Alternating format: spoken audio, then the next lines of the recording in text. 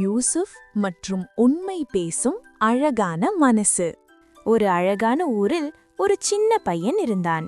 அவன் பெயர் யூசுப். யூசுப் ரொம்ப நல்ல பையன். எப்போதும் சிரிக்கும் முகம், தூய மனசு, அல்லாஹ்வை ரொம்ப நேசிக்கும் குழந்தை.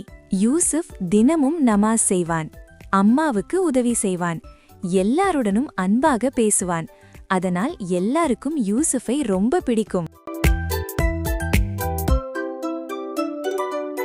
ஒரு நாள் யூசுப் தன் நண்பர்களோடு சந்தோஷமாக விளையாடிக் கொண்டிருந்தான்.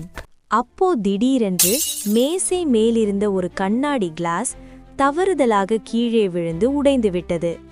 யூசுஃபின் நண்பன் ரொம்ப பயந்து போனான்.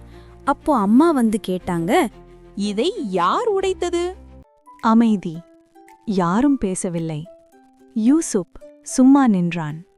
அவன் மனசுக்குள் நினைத்தான், நான் உண்மை சொன்னால் என் நண்பனுக்கு தண்டனை கிடைக்குமோ? அதே நேரத்தில் யூசுப்புக்கு நினைவுக்கு வந்தது, அல்லாஹ் எல்லாத்தையும் பார்க்கிறார், அவர் உண்மை பேசுவோரை நேசிக்கிறார்.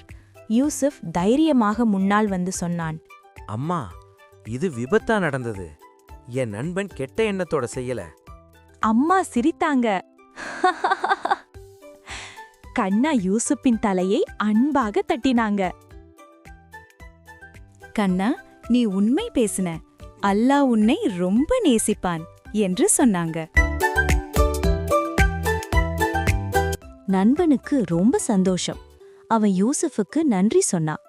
அந்த நாளிலிருந்து யூசுப் எல்லாருக்கும் ஒரு நல்ல உதாரணமாக ஆனான்.